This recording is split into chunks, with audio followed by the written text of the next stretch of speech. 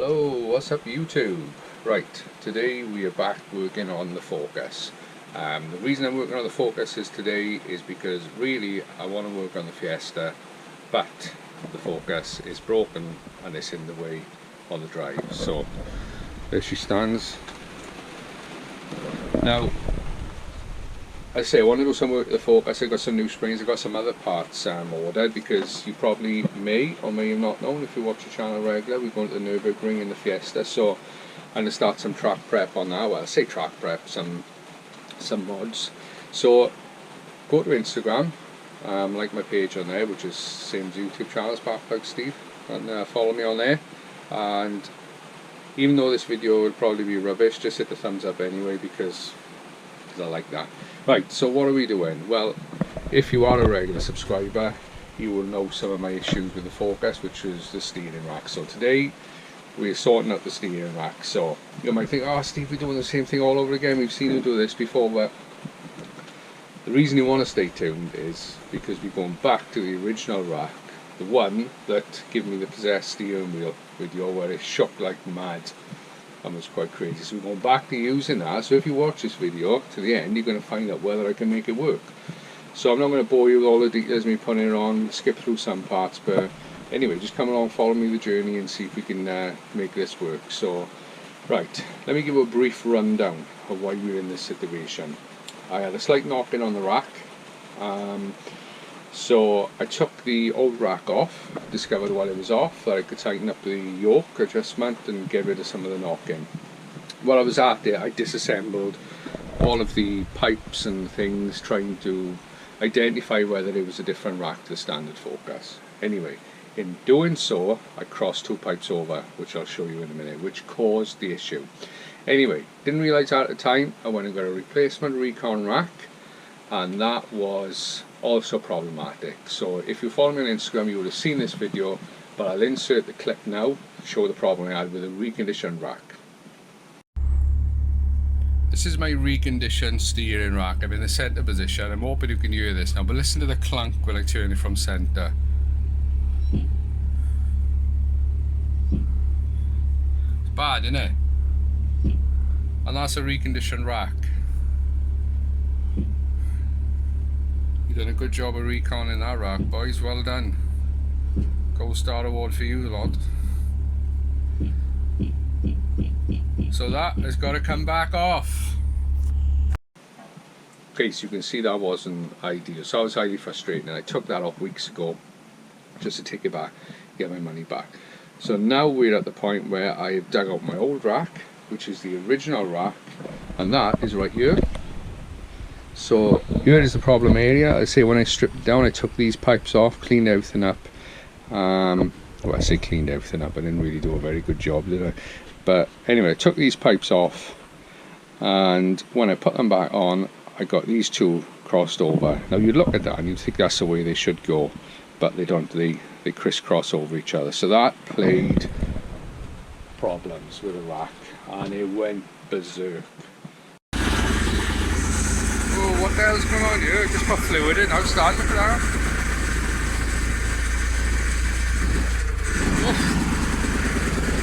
So we're going to go back to using that. I'm sorry to keep waffling, but what we're going to do now, we'll switch those pipes, and I'll see you in a second.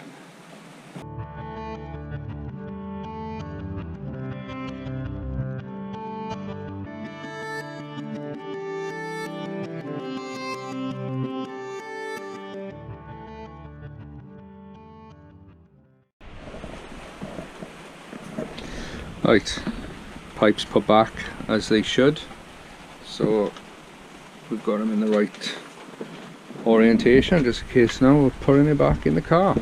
Right, rack is all on. You didn't need to see that to do. So just got to tighten a few more bolts and we're done. Right, so that's it, all bolted on, all buttoned up. Let's give it a shake test. Now that is not making any knocks. That is better than when I first put the Recon rack on, because there was a slight bit with that, but back to the original rack and that's perfect. But the proof of the pudding now will be put the fluid in and hopefully we won't have no dramas. So let's get that done.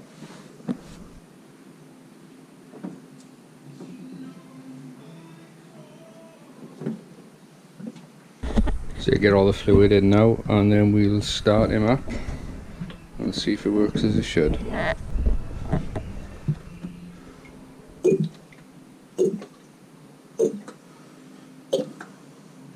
We'll fill that way above maximum because it'll soon drop down when the engine's running. Oh, not that fault. Maybe a little bit too much. Let's turn the wheel, see if it'll make it drop down.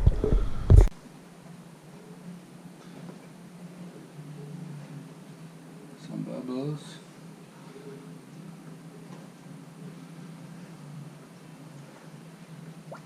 There she goes.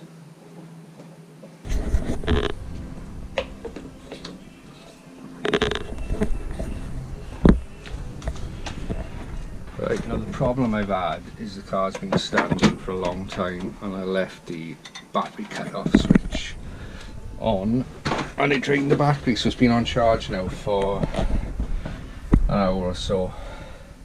So will it start? It hasn't restarted, like I say, in a long time. I've got a funny feeling there won't be enough battery power. Let's give it a go. Nah. Come back to me in a couple of hours. Alright, so an hour has passed. I'm pushing my luck now, expecting to have enough power to start, but I'm going to give it a go.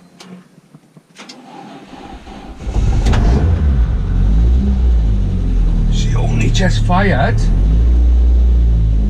Don't stall now. I'm amazed that hasn't been started in, well, since I parked it up after Castle. Oh, she's purring like a kitten. Right, and the steering wheel hasn't freaked out, afraid to touch it. Working as it should. Let's go and check the fluid. We have high hopes this will work. Right, so fluid's dropped. I need some more. Let's go and get some more fluid. Power steering fluid. Now I'm running a bit low on this, so hopefully that'll be enough. Actually, let's have a check for leaks. Well, this little leak check.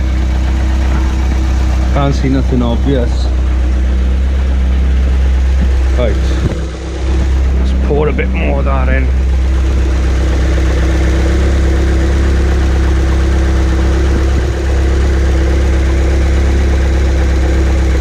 I cannot believe the engine just fired up that easy. This car's been disappointing me a lot lately, so it's nice to have a little bit of a boost from it for once in a while. I've been starting to lose the love because it's just been giving me a lot of issues after track day, but you know, I opened up that bonnet and I fell in love again this morning. Right, let's go and turn the wheel. Bleed it a little, see how it goes.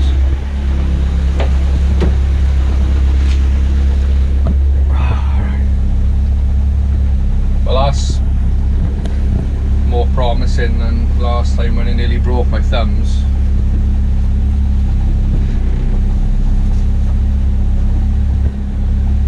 He's a little bit I think it's just lack of fluid. It feels like it's some air in the pipe, so it's not consistent feel. That's going to be normal. Let's the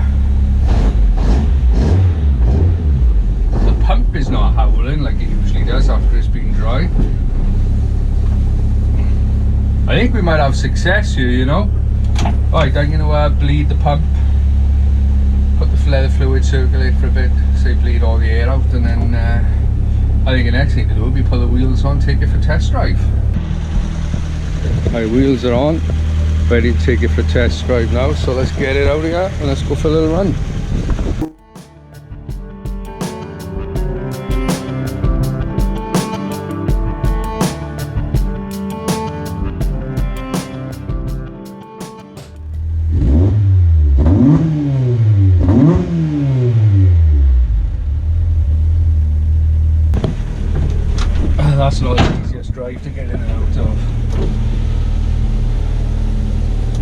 let's take it around the block, see how it goes. I'm steering with that. That is straight. So I got to sort out, obviously the tracking needs doing. That isn't just tracking. When I took the rack apart, took the main yoke apart, when I put it back together, obviously I hadn't gone back into the splines in the same orientation as original, so when I put the rack on back together, then it was out quite a bit, so I got to do adjust the steering wheel centre bolt so I can rotate it a bit in that, and the rest is tracking, so it's that's not all tracking, but the steering feels good. No knocks. Feels tidy.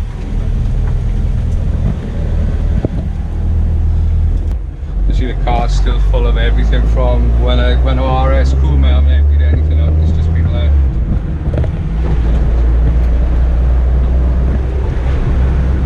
But okay.